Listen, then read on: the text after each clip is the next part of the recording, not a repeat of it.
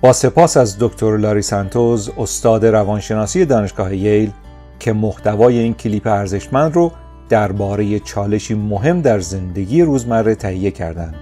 بسیاری باور دارند که پول بیشتر، شغل بهتر یا رسیدن به عشق حقیقی باعث خوشبختی میشه. چالش اینجاست که این اتفاق نمیفته. این مایاست. مایا میخواد خوشبخت زندگی کنه، ولی شوربختانه خیلی احساس خوشبختی نمیکنه. این طیف خوشبختیه. فرقی نداره ما کجای طیف خوشبختی ایستاده باشیم. هر جا که باشیم باز هم بیشتر ما دنبال سهم بیشتری از خوشبختی هستیم. تصور میکنیم که اختیار خوشبختی دست ماست و اگه کارا رو درست انجام بدیم خوشبخت‌تر میشیم. ولی اون کارهای درست که باید انجام بدیم چیه؟ بیشتر ما همون جوری که مایا دنبال خوشبختی میگرده به دنبال خوشبختی هستیم. اون فکر میکنه که راز خوشبختی اینه که شغل با کلاستر با درآمد بیشتری داشته باشه و با عشقش زندگی کنه. مایا تمام تلاشش رو کرده تا نمره‌های عالی داشته باشه، رزومش رو ساخته و ارتباطات عالی ایجاد کرده تا شغلی پردرآمد به دست بیاره. حالا مایا شغل بسیار خوبی داره و در تلاش برای رسیدن به سمتی بالاتره. خب درسته که هنوز به عشقش نرسیده، ولی دوستانی در محل کار داره و چند وقتی هم هست که به صورت آنلاین قرارمدارایی میذاره. میدونید الان مایا به چی فکر میکنه؟ داره با خودش میگه وقتی که به اون جایگاه شغلی و درآمد دلخواهم برسم، وقتی که میستر رایت رو هم پیدا کنم، وقتی اون خونه رو بخریم و بچه هامون به دنیا بیان، اون موقع ما خوشبختیم. سوال اینه که آیا این طرز فکر مایا درسته؟ آیا اگه به همه چیزایی که میگه برسه واقعا خوشبخت میشه؟ خب مایا به بیشتر چیزایی که در نظر داشته رسیده. نمره‌هاش تو دانشگاه عالی بودن. یه دوست پسر خیلی خوبم داشت. ولی هرچند لحظات شادی رو گذرونده، واقعا اونطور که باید خوشبخت نبوده. حالا هم با داشتن شغلی پولساز که براش یه آپارتمان خیلی خوب، لباسای برند و رستورانای شیک به ارمغان آورده، هنوزم خیلی احساس خوشبختی نمی‌کنه. به نظر میاد که تجربه مایا خیلی همشایه. بیشتر ما تمایل داریم که پول بیشتری در بیاریم، با این باور که پول بیشتر ما رو خوشبخت‌تر میکنه. ولی تحقیقات نشون داده که ثروت و رفاه بیشتر تا اندازه‌ای احساس خوشبختی ما رو افزایش میده، ولی نه به اون اندازه‌ای که ما انتظار داریم. برای مثال تحقیقات کانمن و دیتون نشون داده که امریکایی‌هایی که در سال 2009 کمتر از $75,000 در می آوردن با درآمد بالاتر احساس خوشبختی بیشتری داشتن، ولی کسانی که بیش از $75,000 درآمد داشتن با افزایش درآمد تغییری در احساس خوشبختیشون ایجاد نشد.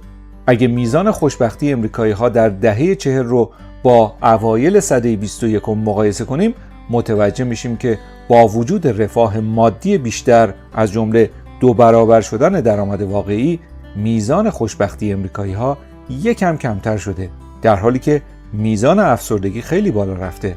در واقع اگه شما دستاوردهای مادی رو ترجیح میدید، احتمال اینکه بیشتر از زندگیتون ناراضی باشید نسبت به کسانی که اولویت‌های غیر مادی دارن بیشتره. حتی احتمال ابتلا به برخی بیماری‌های روانی هم بیشتره. خب پیدا کردن عشق چطور؟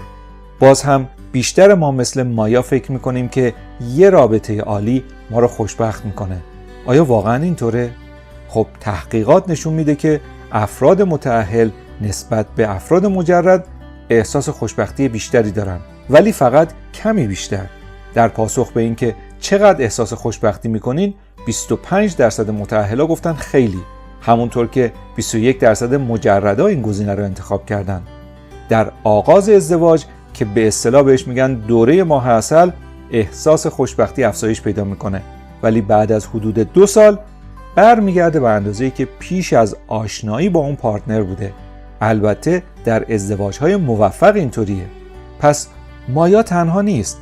بیشتر ما هم با تغییراتی که در زندگیمون اتفاق میفته، احساس خوشبختی ما اونقدر که انتظار داریم اضافه نمیشه. در نظر داشته باشید که همه مردم اینقدر خوششانس نیستن که چون این موقعیتایی مثل ما داشته باشن. کسانی که نیازهای اولیه‌شون تامین نیست یا زیر سایه تهدید زندگی میکنن، اگه شرایطشون بهتر بشه تغییرات جدی در احساس خوشبختیشون ایجاد میشه. ولی برای بیشتر ما اینطور نیست. بسیاری از افراد با تغییر شرایط زندگی خیلی احساس خوشی بیشتری نمی‌کنن. مایا تعجب میکنه وقتی میشنوه که شرایط زندگی کلید خوشبختی نیستن.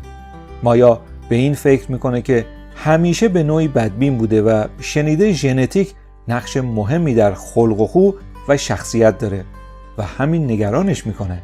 فکر میکنه آیا احساس خوشبختیش رو ژن‌ها کنترل میکنن؟ آیا محکوم به ناخوشیه؟ تحقیقات روی دو قلوهای یکسان نقش قابل توجه ژن‌ها رو در احساس خوشبختی ما نشون داده. نتایج مطالعات به ما میگن که ژنتیک مایا تا اندازه‌ای سطح خوشبختی مایا رو تعیین میکنه. البته جای شکرش باقیه که این تأثیر تا اندازه‌ای هست، یعنی نقش ژنتیک محدوده. مطالعه روی احساس خوشبختی تایید کرده که بیشتر ما این موضوع رو که خودمون میتونیم کارایی بکنیم که احساس خوشبختی بیشتری بکنیم رو نادیده میگیریم. واقعیت اینه که چیزهای مادی که باعث شادی و خوشی ما میشن تأثیر محدودی در خوشبختی ما دارن، ولی خوشبختانه کارهای موثرتری هست که میتونیم انجام بدیم و احساس خوشبختی بیشتری بکنیم. مایا کنجکاوه که درباره چیزایی بدونه که میتونه کمک کنه احساس خوشبختی بیشتری داشته باشه، ولی به عنوان فردی که تفکر انتقادی داره، مایا خطرات ناشی از استفاده از نتایج ظاهری تحقیقات بدون درک کامل اونها رو میشناسه.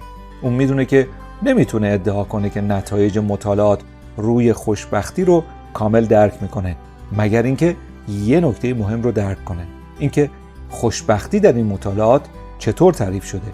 اگه تعریف پژوهشگران از خوشبختی با چیزی که مایا در ذهنش داره متفاوت باشه چی؟ اگه اینطور باشه و مایا بخواد بر پایه نتایج اونها در زندگیش تغییر ایجاد کنه، ممکنه اشتباه بزرگی مرتکب بشه.